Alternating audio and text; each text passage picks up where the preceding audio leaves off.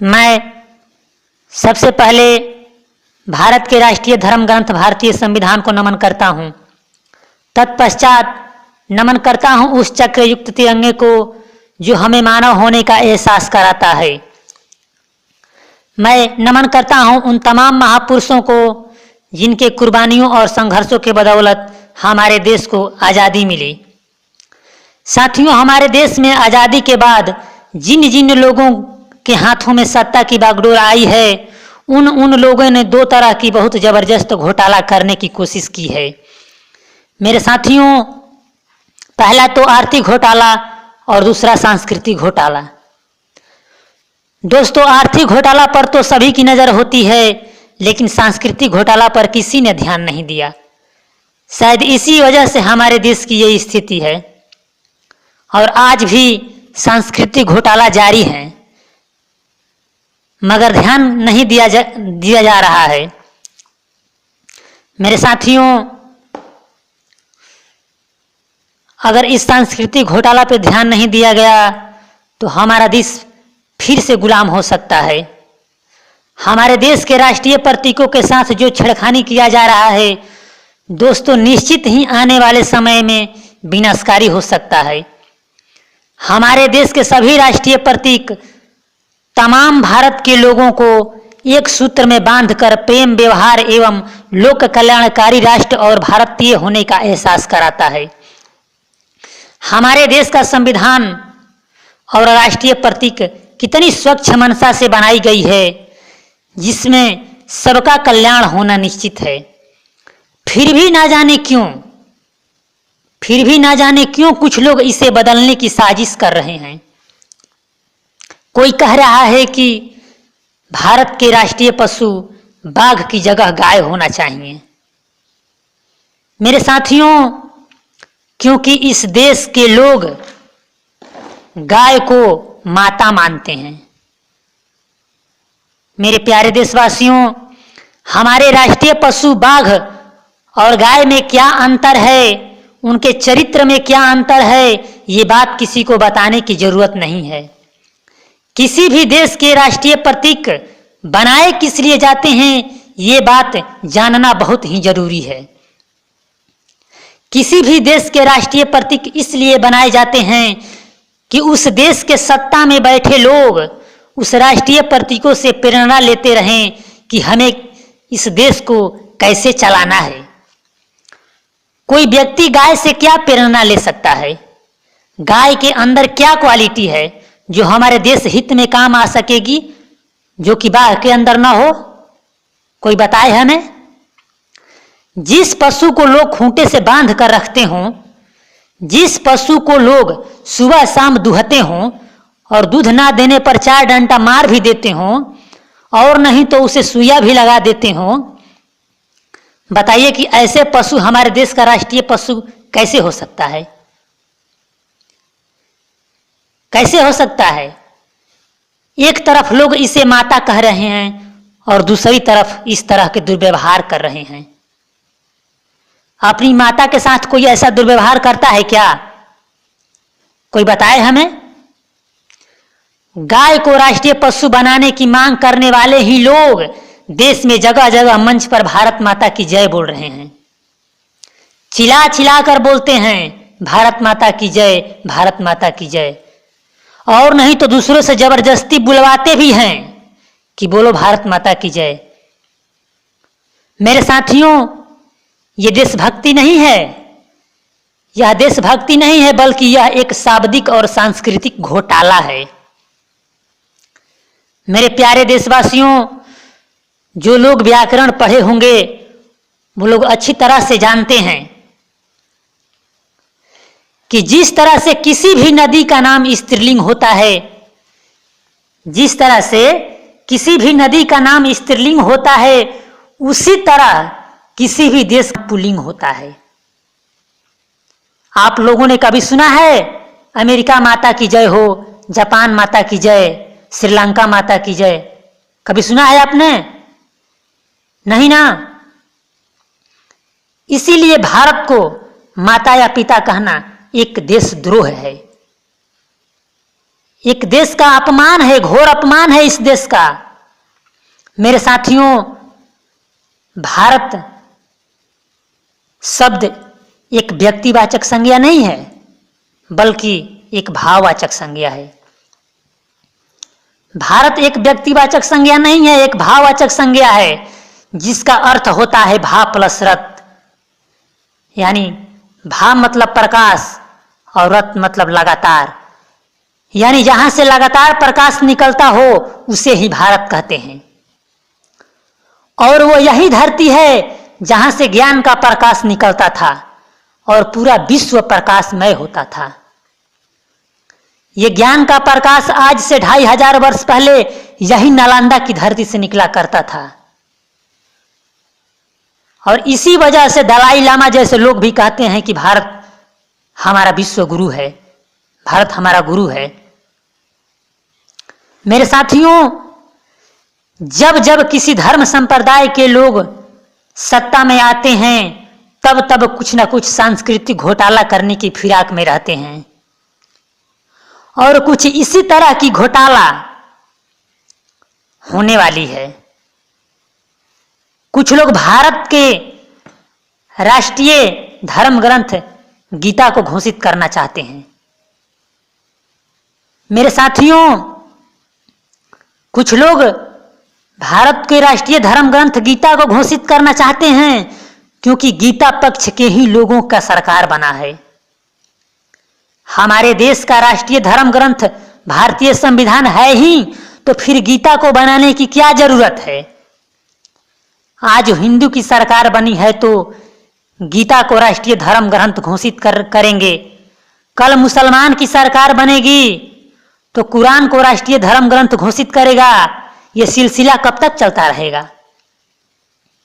मेरे साथियों, मैंने माना कि गीता एक पवित्र ग्रंथ है। मैंने माना कि गीता एक पवित्र ग्रंथ है जो सिर्फ हिंदुओं को संगठित रख सकती है। मैंने माना कि कुरान एक पवित्र धर्म ग्रंथ है जो सिर्फ मुसलमानों को संगठित रख सकती है। लेकिन जब कुरान के मानने वाले लोग, गीता के मानने वाले लोग आपस में लड़ते हैं, झगड़ते हैं, मरते हैं, तो इनके समझाने की क्षमता न उनके गीता में होती है और ना ही कुरान में होती है। वो क्षमता तो सिर्फ भारतीय संविधान में होती है। संविधान का कितना महत्व है ये शायद आम लोगों को बताया ही नहीं गया है। संविधान का कितना महत्व है ये शायद आम लोगों को बताया ही नहीं गया है। संविधान तो अपने आप में परिपूर्ण है। हमारा देश 15 अगस्त 1947 को आजाद हुआ और 26 जनवरी 1950 को स्वतंत्र हो गया। अब आप कहेंगे कि आजाद होना और स्वतंत्र होना दोनों तो एक ही बात है, लेकिन नहीं। जो लोग अपने आप को आज तक आजाद समझते आ रहे हैं वही लोग अपराध करते हैं, क्राइम करते हैं, चोरी करते हैं, बलात्कार करते हैं। क्योंकि आजाद का मतलब ही होता है बिना किसी पाबंदी के। जैसे आसमान में चिड़िया, वो आजाद है, उस पर कोई पाबंदी नहीं है। जब मर्जी तब उड़ेगी, जब मर्जी तब खाएगी, जब मर्जी वहां बैठेगी, जहां मर्जी वहां रहेगी, उस पर कोई रोक टोक नहीं है। हम लोग भी 15 अगस्त 1947 को आजाद हुए, लेकिन जैसे ही 26 जनवरी 1950 को हमारा संविधान लागू हुआ, हम लोग आजाद से स्वतंत्र हो गए। हम लोगों के ऊपर विभिन्न प्रकार के बैरियर लगा दिया गया, अनेकों प्रकार के पाबंदियां लगा दी गई। आप रोड के दाएं तरफ नहीं चल सकते हैं, तुरंत एक्सीडेंट हो जाएगा। आप हरा पेड़ नहीं काट सकते हैं, जेल चले जाएंगे। आप बिना ड्राइवरी लाइसेंस के गाड़ी नहीं चला सकते हैं, गिरफ्तार कर लिए जाएंगे। इस तरह की तमाम पाबंदियां लगा दी गई। हमारा संविधान कितनी पवित्र मनसा से बनाया गया है कि हर जाति, हर वर्ग, सजीव निर्जीव, आदमी औरत, सबको मान सम्मान को, हक अधिकार को ध्यान में रख करके बनाया गया है। मेरे साथियों, त्रेता युग में, देवताओं के युग में महिलाओं के साथ दुर्व्यवहार क्यों होता था? द्रौपदी को भरी सभा में नंगा कर दिया गया, कुंती के साथ अवैध संतान पैदा किया गया, अहिल्या के साथ दुर्व्यवहार किया गया, सीता को गर्भावस्था में ही घर से निकाल दिया गया, गोपियों के साथ वृंदावन में रासलीला किया गया। इन सब औरतों के साथ ऐसा क्यों हुआ? क्यों हुआ? कितनी दुर्भाग्य की बात है, कितनी दुर्भाग्य की बात है कि इन महिलाओं के साथ दुर्व्यवहार करने वाले लोग आज इस समाज में देवता की तरह पूजे जाते हैं। आखिर ऐसा क्यों? क्यों हुआ ऐसा? क्योंकि उस समय भारतीय संविधान नहीं था, क्योंकि उस समय संविधान नहीं था। अगर उस समय संविधान रहा होता तो इन महिलाओं के साथ दुर्व्यवहार करने वाले लोग आज देवता की तरह पूजे नहीं जाते, बल्कि आसाराम बापू की तरह जेल में होते, बल्कि आसाराम बापू की तरह जेल में होते। यह है संविधान का महत्व। तो फिर क्या आवश्यकता है संविधान में संशोधन की?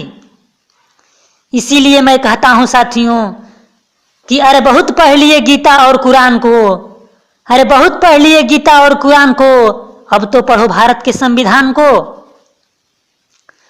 लोग कह रहे हैं साथियों कि भ्रष्टाचार बढ़ रहा है, आतंकवाद बढ़ रहा है। क्यों नहीं बढ़ेगा? मैं पूछना चाहता हूं कि क्यों नहीं बढ़ेगा भ्रष्टाचार, आतंकवाद? जितना दृढ़ संकल्प और कट्टरता अपनी धर्म संप्रदाय के प्रति है, उतना अपने देश के प्रति है किसी में? किसी में नहीं है। कोई गर्व से कह रहा है कि हम हिंदू हैं, तो कोई गर्व से कह रहा है कि हम मुसलमान हैं। कोई गर्व से कह रहा है कि हम हिंदू हैं, कोई गर्व से कह रहा है कि हम मुसलमान हैं। अगर किसी मंदिर पर हमला होता है तो लाखों की भीड़ लग जाती है, रोड जाम हो जाता है, जुलूस निकल जाता है। अगर किसी मस्जिद पर हमला होता है तो हजारों लाखों लोग निकल आते हैं, रोड पर धरना प्रदर्शन होने लगता है। लेकिन अगर संसद भवन पर हमला होता है तो, अगर संसद भवन पर हमला होता है तो कहीं जुलूस नहीं, कहीं रोड जाम नहीं, कहीं धरना प्रदर्शन नहीं। क्यों? क्योंकि यहां तो भारतीय है ही नहीं, क्योंकि यहां तो कोई भारतीय है ही नहीं है, कोई नहीं है भारतीय। मैं सबसे पहले भारत के राष्ट्रीय धर्म ग्रंथ भारतीय संविधान को नमन करता हूं। तत्पश्चात नमन करता हूं उस चक्रयुक्त तिरंगे को जो हमें मानव होने का एहसास कराता है। मैं नमन करता हूं उन तमाम महापुरुषों को जिनके कुर्बानियों और संघर्षों के बदौलत हमारे देश को आज़ादी मिली। साथियों, हमारे देश में आज़ादी के बाद जिन जिन लोगों के हाथों में सत्ता की बागडोर आई है, उन लोगों ने दो तरह की बहुत जबरदस्त घोटाला करने की कोशिश की है। मेरे साथियों, पहला तो आर्थिक घोटाला और दूसरा सांस्कृतिक घोटाला। दोस्तों, आर्थिक घोटाला पर तो सभी की नज़र होती है, लेकिन सांस्कृतिक घोटाला पर किसी ने ध्यान नहीं दिया। शायद इसी वजह से हमारे देश की यही स्थिति है और आज भी सांस्कृतिक घोटाला जारी है, मगर ध्यान नहीं दिया जा रहा है। मेरे साथियों, अगर इस सांस्कृतिक घोटाला पर ध्यान नहीं दिया गया तो हमारा देश फिर से गुलाम हो सकता है। हमारे देश के राष्ट्रीय प्रतीकों के साथ जो छेड़खानी किया जा रहा है, दोस्तों, निश्चित ही आने वाले समय में विनाशकारी हो सकता है। हमारे देश के सभी राष्ट्रीय प्रतीक तमाम भारत के लोगों को एक सूत्र में बांधकर प्रेम, व्यवहार एवं लोक कल्याणकारी राष्ट्र और भारतीय होने का एहसास कराता है। हमारे देश का संविधान और राष्ट्रीय प्रतीक कितनी स्वच्छ मनसा से बनाई गई है, जिसमें सबका कल्याण होना निश्चित है। फिर भी ना जाने क्यों कुछ लोग इसे बदलने की साजिश कर रहे हैं। कोई कह रहा है कि भारत के राष्ट्रीय पशु बाघ की जगह गाय होना चाहिए। मेरे साथियों, क्योंकि इस देश के लोग गाय को माता मानते हैं। मेरे प्यारे देशवासियों, हमारे राष्ट्रीय पशु बाघ और गाय में क्या अंतर है, उनके चरित्र में क्या अंतर है, ये बात किसी को बताने की जरूरत नहीं है। किसी भी देश के राष्ट्रीय प्रतीक बनाए किस लिए जाते हैं, ये बात जानना बहुत ही जरूरी है। किसी भी देश के राष्ट्रीय प्रतीक इसलिए बनाए जाते हैं कि उस देश के सत्ता में बैठे लोग उस राष्ट्रीय प्रतीकों से प्रेरणा लेते रहें कि हमें इस देश को कैसे चलाना है। कोई व्यक्ति गाय से क्या प्रेरणा ले सकता है? गाय के अंदर क्या क्वालिटी है जो हमारे देश हित में काम आ सकेगी, जो कि बाघ के अंदर ना हो? कोई बताए हमें। जिस पशु को लोग खूंटे से बांध कर रखते हों, जिस पशु को लोग सुबह शाम दुहते हों और दूध ना देने पर 4 डंडा मार भी देते हों और नहीं तो उसे सुइया भी लगा देते हों, बताइए कि ऐसे पशु हमारे देश का राष्ट्रीय पशु कैसे हो सकता है? कैसे हो सकता है? एक तरफ लोग इसे माता कह रहे हैं और दूसरी तरफ इस तरह के दुर्व्यवहार कर रहे हैं। अपनी माता के साथ कोई ऐसा दुर्व्यवहार करता है क्या? कोई बताए हमें। गाय को राष्ट्रीय पशु बनाने की मांग करने वाले ही लोग देश में जगह जगह मंच पर भारत माता की जय बोल रहे हैं। चिल्ला चिल्ला कर बोलते हैं भारत माता की जय, भारत माता की जय, और नहीं तो दूसरों से जबरदस्ती बुलवाते भी हैं कि बोलो भारत माता की जय। मेरे साथियों, ये देशभक्ति नहीं है, यह देशभक्ति नहीं है, बल्कि यह एक शाब्दिक और सांस्कृतिक घोटाला है। मेरे प्यारे देशवासियों, जो लोग व्याकरण पढ़े होंगे वो लोग अच्छी तरह से जानते हैं कि जिस तरह से किसी भी नदी का नाम स्त्रीलिंग होता है, जिस तरह से किसी भी नदी का नाम स्त्रीलिंग होता है, उसी तरह किसी भी देश का पुल्लिंग होता है। आप लोगों ने कभी सुना है अमेरिका माता की जय हो, जापान माता की जय, श्रीलंका माता की जय? कभी सुना है आपने? नहीं ना। इसीलिए भारत को माता या पिता कहना एक देशद्रोह है, एक देश का अपमान है, घोर अपमान है इस देश का। मेरे साथियों, भारत शब्द एक व्यक्तिवाचक संज्ञा नहीं है, बल्कि एक भाववाचक संज्ञा है। भारत एक व्यक्तिवाचक संज्ञा नहीं है, एक भाववाचक संज्ञा है, जिसका अर्थ होता है भाव प्लस रत। यानी भाव मतलब प्रकाश और रत मतलब लगातार, यानी जहां से लगातार प्रकाश निकलता हो उसे ही भारत कहते हैं। और वो यही धरती है जहां से ज्ञान का प्रकाश निकलता था और पूरा विश्व प्रकाशमय होता था। ये ज्ञान का प्रकाश आज से 2500 वर्ष पहले यही नालंदा की धरती से निकला करता था। और इसी वजह से दलाई लामा जैसे लोग भी कहते हैं कि भारत हमारा विश्व गुरु है, भारत हमारा गुरु है। मेरे साथियों, जब जब किसी धर्म संप्रदाय के लोग सत्ता में आते हैं, तब तब कुछ न कुछ सांस्कृतिक घोटाला करने की फिराक में रहते हैं। और कुछ इसी तरह की घोटाला होने वाली है। कुछ लोग भारत के राष्ट्रीय धर्म ग्रंथ गीता को घोषित करना चाहते हैं।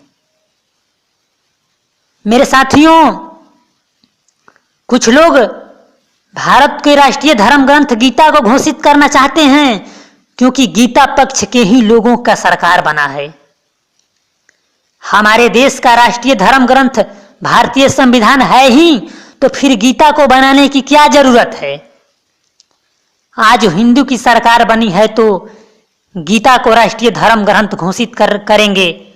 कल मुसलमान की सरकार बनेगी तो कुरान को राष्ट्रीय धर्म ग्रंथ घोषित करेगा।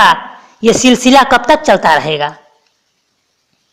मेरे साथियों, मैंने माना कि गीता एक पवित्र ग्रंथ है।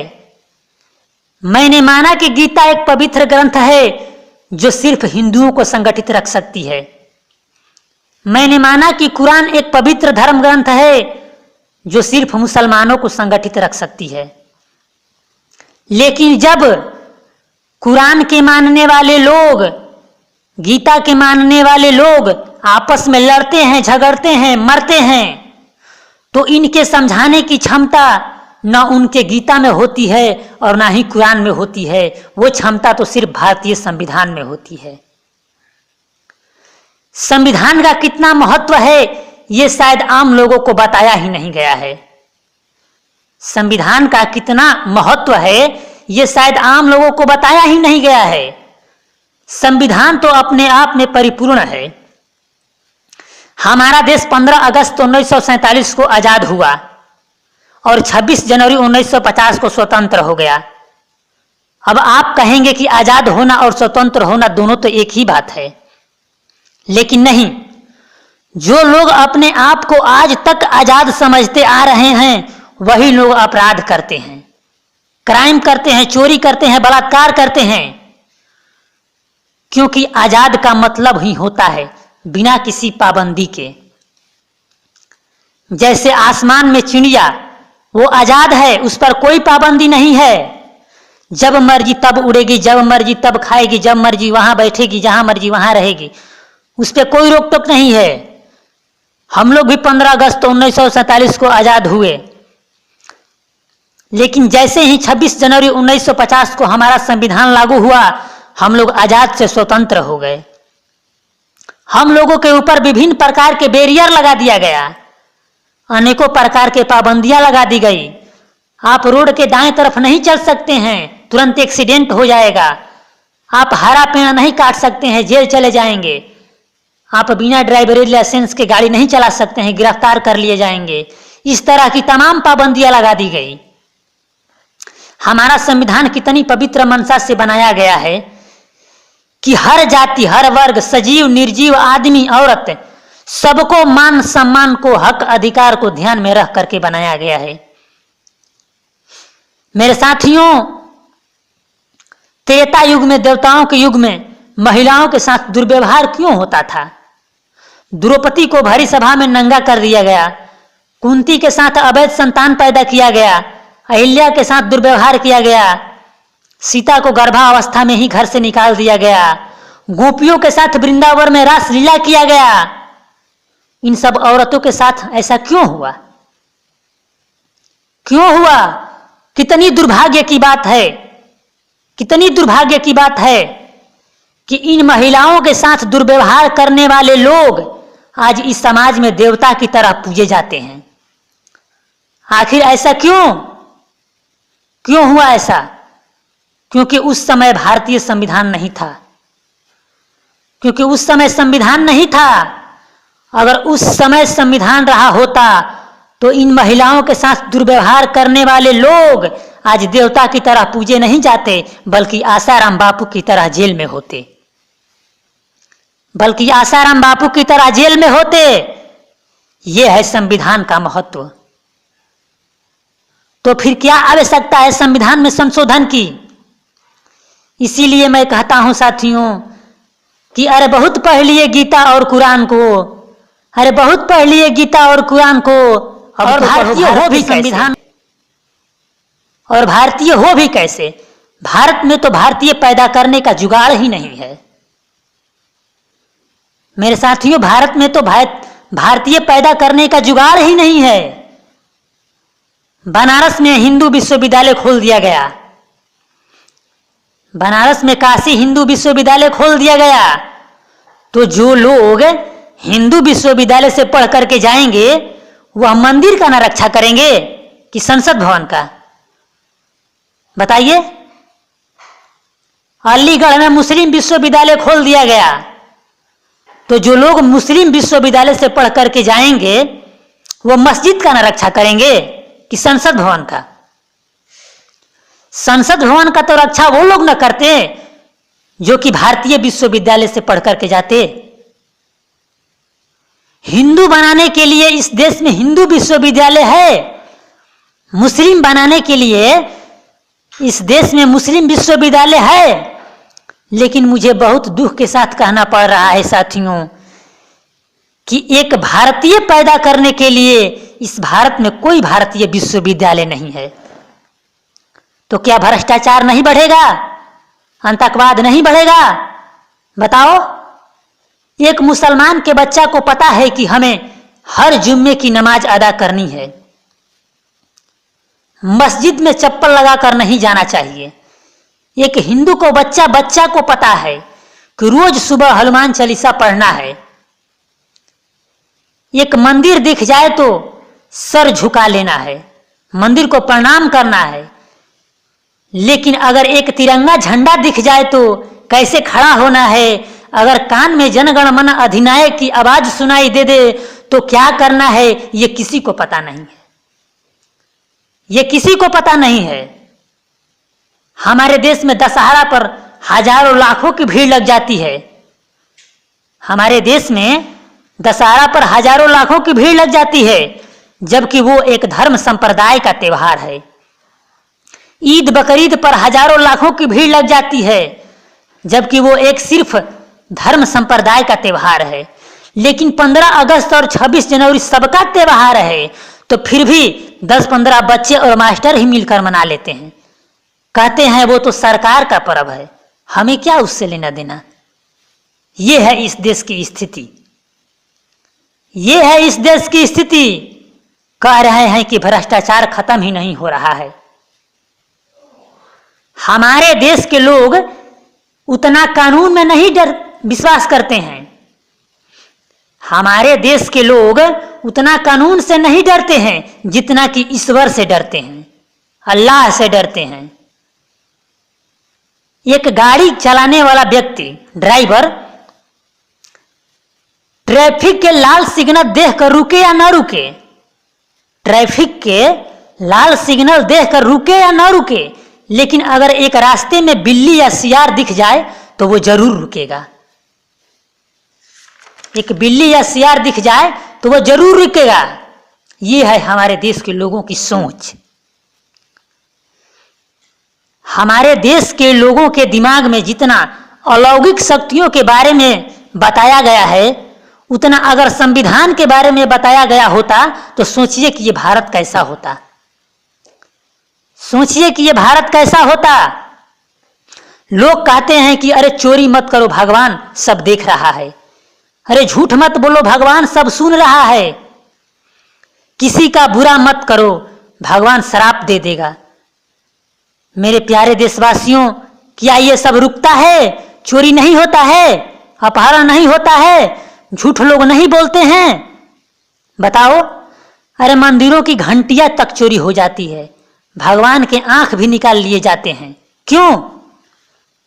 क्योंकि चोरों को, झूठ बोलने वालों को, अपहरण करने वालों को, बलात्कार करने वालों को पता है कि भगवान नाम का कोई चीज होता नहीं है। अगर इसी चीज के जगह पर लोगों को कानून और संविधान के बारे में बताया गया होता तो क्या चोरी होती? बताइए, क्या चोरी होती? चोर चोरी करने से डर जाता कि अगर हम चोरी करते पकड़े गए तो हम पर दफाएं लग सकती है, हमें जेल जाना पड़ जाएगा। अपहरण करने वाले लोग, बलात्कार करने वाले लोग, मर्डर करने वाले लोग की रूहें कांप उठेगी कि अरे ऐसा करेंगे तो उम्र कैद हो सकता है, फांसी भी मिल सकती है। मेरे साथियों, हमारे देश के नेता जनता की एक एक कीमती वोट पा करके कैबिनेट में जाते हैं और जाते ही घोटाला शुरू कर देते हैं। जाते ही घोटाला शुरू कर देते हैं और उस क्षेत्र की जनता कहते हैं कि देखिए ना, नेताजी तो मंत्री बनते ही घोटाला करना शुरू कर दिया। लेकिन जनता ये नहीं ध्यान देती है कि नेताजी तो शपथ ग्रहण में ही कह देते हैं कि हम ईश्वर की शपथ लेकर कहते हैं, जबकि हमारे देश के संविधान में ईश्वर शब्द है ही नहीं।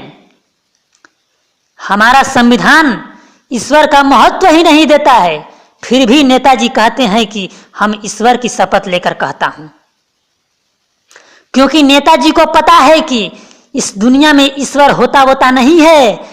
इसीलिए हम जितना घोटाला करें, ईश्वर हमसे थोड़ी ना पूछने आएगा कि देखो नेताजी, तुम हमारे नाम का शपथ लिए हो, घोटाला मत करो।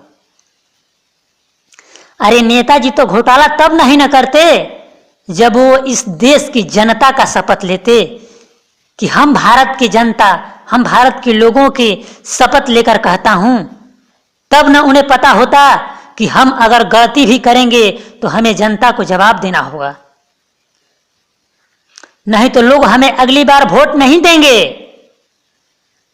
नहीं तो लोग हमें अगली बार वोट नहीं देंगे। लेकिन यहां तो जो बिकता है वो दिखता नहीं और जो दिखता है वो बिकता नहीं। मेरे प्यारे देशवासियों, हमारा संविधान तो सर्वोपरि है, हमारा संविधान तो सर्वोपरि है। हमारा संविधान तो स्वच्छ मनसा से बनाई गई है, लेकिन शायद इसे चलाने वालों की मनसा भटक गई है, इसे चलाने वालों की मनसा भटक गई है। इसीलिए जगह जगह अतिक्रमण हो रहा है। सरकारी भूमि पर किसी धर्म विशेष की मंदिर बना दिया जा रहा है, मस्जिद बना दिया जा रहा है, सरकारी मैदान में रावण के पुतले दहन किए जाते हैं, ईद के नमाज पढ़े जाते हैं, और जब देश के महापुरुषों का जन्म दिवस और जयंतियां मनानी होती है तो किराए पे जमीन लेना पड़ता है। देश के महापुरुषों को जयंतियां मनाने के लिए किराए पे हॉल बुक करना पड़ता है।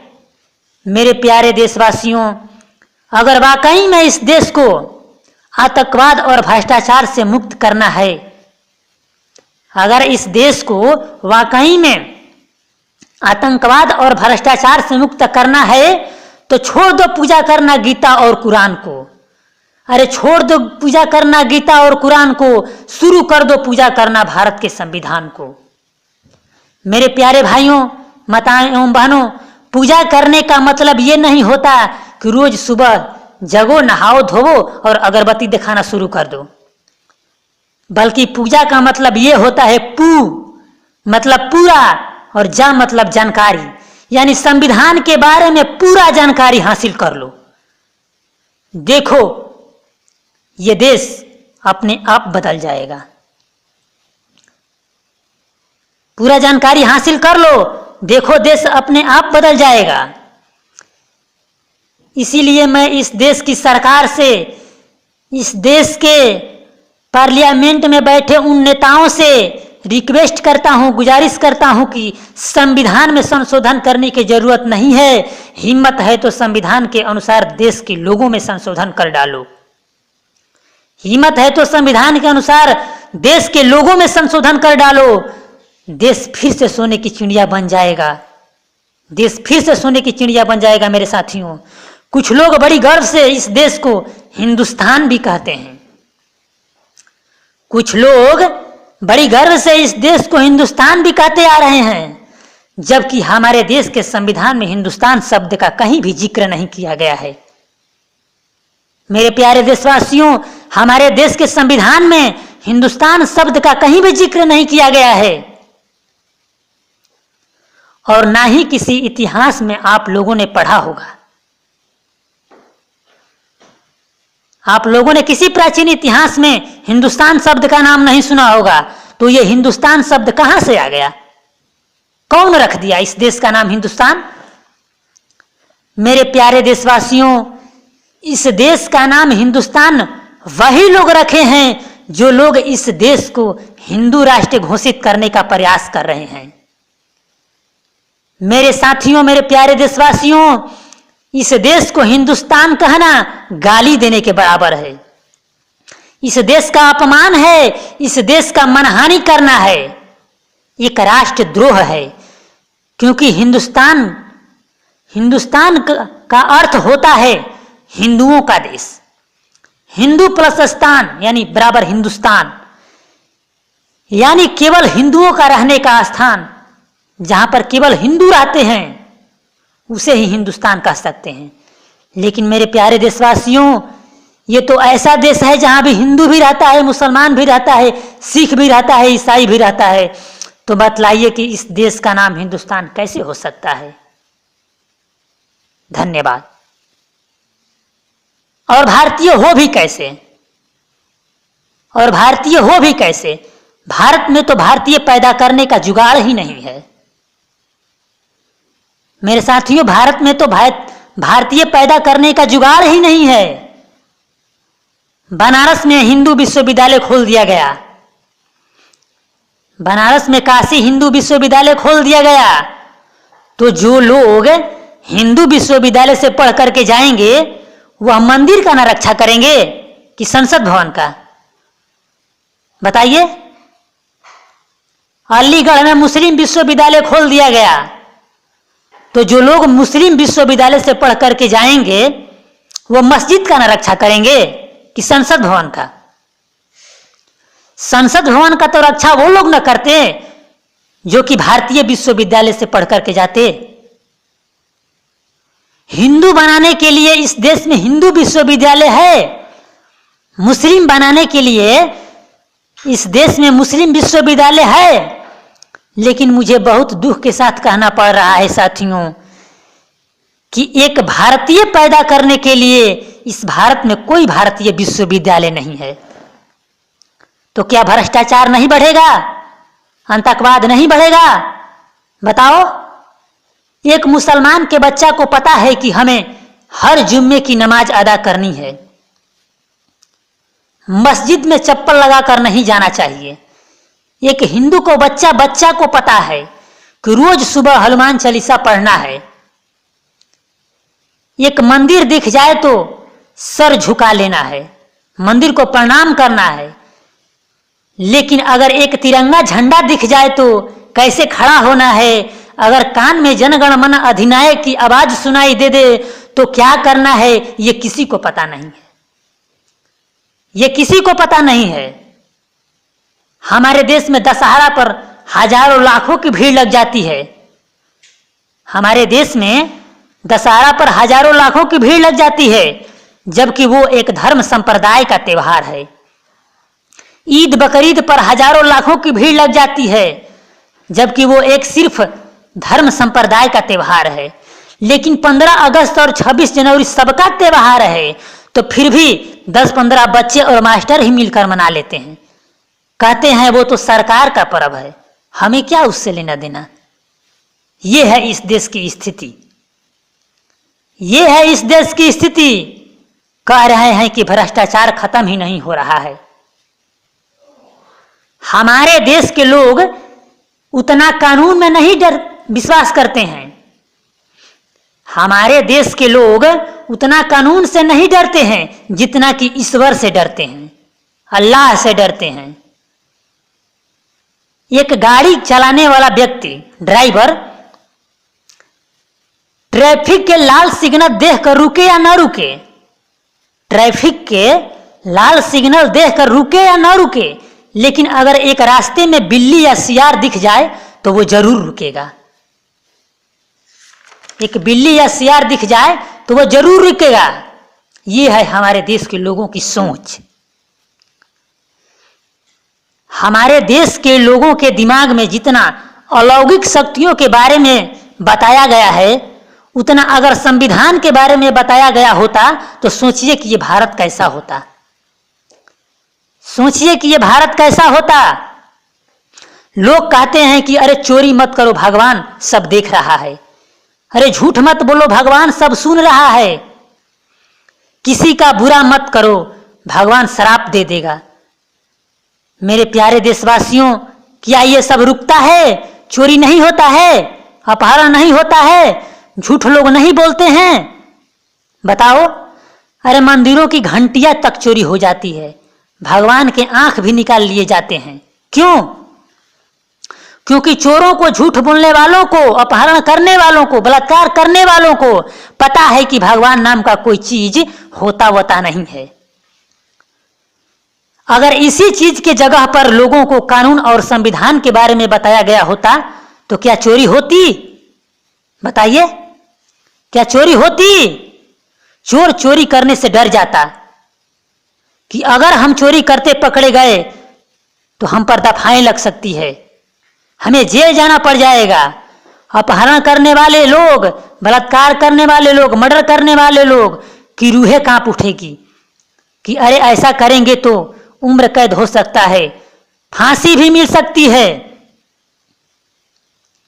मेरे साथियों, हमारे देश के नेता जनता की एक एक कीमती वोट पा करके कैबिनेट में जाते हैं और जाते ही घोटाला शुरू कर देते हैं, जाते ही घोटाला शुरू कर देते हैं। और उस क्षेत्र की जनता कहते हैं कि देखिए ना, नेताजी तो मंत्री बनते ही घोटाला करना शुरू कर दिया। लेकिन जनता ये नहीं ध्यान देती है कि नेताजी तो शपथ ग्रहण में ही कह देते हैं कि हम ईश्वर की शपथ लेकर कहते हैं, जबकि हमारे देश के संविधान में ईश्वर शब्द है ही नहीं। हमारा संविधान ईश्वर का महत्व ही नहीं देता है, फिर भी नेताजी कहते हैं कि हम ईश्वर की शपथ लेकर कहता हूं, क्योंकि नेताजी को पता है कि इस दुनिया में ईश्वर होता नहीं है। इसीलिए हम जितना घोटाला करें, ईश्वर हमसे थोड़ी ना पूछने आएगा कि देखो नेताजी, तुम हमारे नाम का शपथ लिए हो, घोटाला मत करो। अरे नेताजी तो घोटाला तब नहीं न करते जब वो इस देश की जनता का शपथ लेते कि हम भारत की जनता, हम भारत के लोगों की शपथ लेकर कहता हूं। तब न उन्हें पता होता कि हम अगर गलती भी करेंगे तो हमें जनता को जवाब देना होगा, नहीं तो लोग हमें अगली बार वोट नहीं देंगे, नहीं तो लोग हमें अगली बार वोट नहीं देंगे। लेकिन यहां तो जो बिकता है वो दिखता नहीं, और जो दिखता है वो बिकता नहीं। मेरे प्यारे देशवासियों, हमारा संविधान तो सर्वोपरि है, हमारा संविधान तो सर्वोपरि है। हमारा संविधान तो स्वच्छ मनसा से बनाई गई है, लेकिन शायद इसे चलाने वालों की मनसा भटक गई है, इसे चलाने वालों की मनसा भटक गई है। इसीलिए जगह जगह अतिक्रमण हो रहा है। सरकारी भूमि पर किसी धर्म विशेष की मंदिर बना दिया जा रहा है, मस्जिद बना दिया जा रहा है। सरकारी मैदान में रावण के पुतले दहन किए जाते हैं, ईद के नमाज पढ़े जाते हैं। और जब देश के महापुरुषों का जन्म दिवस और जयंतियां मनानी होती है तो किराए पे जमीन लेना पड़ता है। देश के महापुरुषों को जयंतियां मनाने के लिए किराए पे हॉल बुक करना पड़ता है। मेरे प्यारे देशवासियों, अगर वाकई में इस देश को आतंकवाद और भ्रष्टाचार से मुक्त करना है, अगर इस देश को वाकई में आतंकवाद और भ्रष्टाचार से मुक्त करना है तो छोड़ दो पूजा करना गीता और कुरान को। अरे छोड़ दो पूजा करना गीता और कुरान को, शुरू कर दो पूजा करना भारत के संविधान को। मेरे प्यारे भाइयों, माताएं एवं बहनों, पूजा करने का मतलब ये नहीं होता कि रोज सुबह जगो, नहाओ धोवो और अगरबत्ती दिखाना शुरू कर दो, बल्कि पूजा का मतलब ये होता है पू मतलब पूरा और जा मतलब जानकारी, यानी संविधान के बारे में पूरा जानकारी हासिल कर लो। देखो ये देश अपने आप बदल जाएगा। पूरा जानकारी हासिल कर लो, देखो देश अपने आप बदल जाएगा। इसीलिए मैं इस देश की सरकार से, इस देश के पार्लियामेंट में बैठे उन नेताओं से रिक्वेस्ट करता हूं, गुजारिश करता हूं कि संविधान में संशोधन करने की जरूरत नहीं है। हिम्मत है तो संविधान के अनुसार देश के लोगों में संशोधन कर डालो। हिम्मत है तो संविधान के अनुसार देश के लोगों में संशोधन कर डालो। देश फिर से सोने की चिड़िया बन जाएगा, देश फिर से सोने की चिड़िया बन जाएगा। मेरे साथियों, कुछ लोग बड़ी गर्व से इस देश को हिंदुस्तान भी कहते हैं, कुछ लोग बड़ी गर्व से इस देश को हिंदुस्तान भी कहते आ रहे हैं, जबकि हमारे देश के संविधान में हिंदुस्तान शब्द का कहीं भी जिक्र नहीं किया गया है। मेरे प्यारे देशवासियों, हमारे देश के संविधान में हिंदुस्तान शब्द का कहीं भी जिक्र नहीं किया गया है, और ना ही किसी इतिहास में आप लोगों ने पढ़ा होगा। आप लोगों ने किसी प्राचीन इतिहास में हिंदुस्तान शब्द का नाम नहीं सुना होगा। तो ये हिंदुस्तान शब्द कहां से आ गया? कौन रख दिया इस देश का नाम हिंदुस्तान? मेरे प्यारे देशवासियों, इस देश का नाम हिंदुस्तान वही लोग रखे हैं जो लोग इस देश को हिंदू राष्ट्र घोषित करने का प्रयास कर रहे हैं। मेरे साथियों, मेरे प्यारे देशवासियों, इस देश को हिंदुस्तान कहना गाली देने के बराबर है। इस देश का अपमान है, इस देश का मनहानि करना है, एक राष्ट्रद्रोह है। क्योंकि हिंदुस्तान का अर्थ होता है हिंदुओं का देश। हिंदू प्लस स्थान यानी बराबर हिंदुस्तान, यानी केवल हिंदुओं का रहने का स्थान।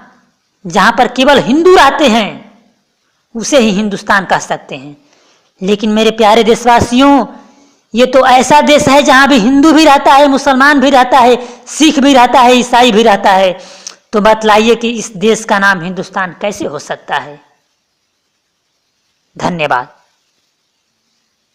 और भारतीय हो भी कैसे, और भारतीय हो भी कैसे? भारत में तो भारतीय पैदा करने का जुगाड़ ही नहीं है। मेरे साथियों, भारत में तो भारतीय पैदा करने का जुगाड़ ही नहीं है। बनारस में हिंदू विश्वविद्यालय खोल दिया गया, बनारस में काशी हिंदू विश्वविद्यालय खोल दिया गया।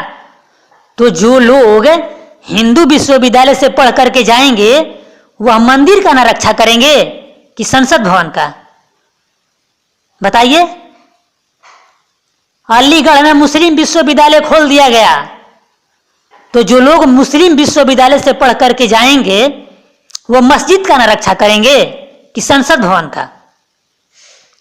संसद भवन का तो रक्षा वो लोग न करते जो कि भारतीय विश्वविद्यालय से पढ़ करके जाते। हिंदू बनाने के लिए इस देश में हिंदू विश्वविद्यालय है, मुस्लिम बनाने के लिए इस देश में मुस्लिम विश्वविद्यालय है। लेकिन मुझे बहुत दुख के साथ कहना पड़ रहा है साथियों कि एक भारतीय पैदा करने के लिए इस भारत में कोई भारतीय विश्वविद्यालय नहीं है। तो क्या भ्रष्टाचार नहीं बढ़ेगा? आतंकवाद नहीं बढ़ेगा? बताओ।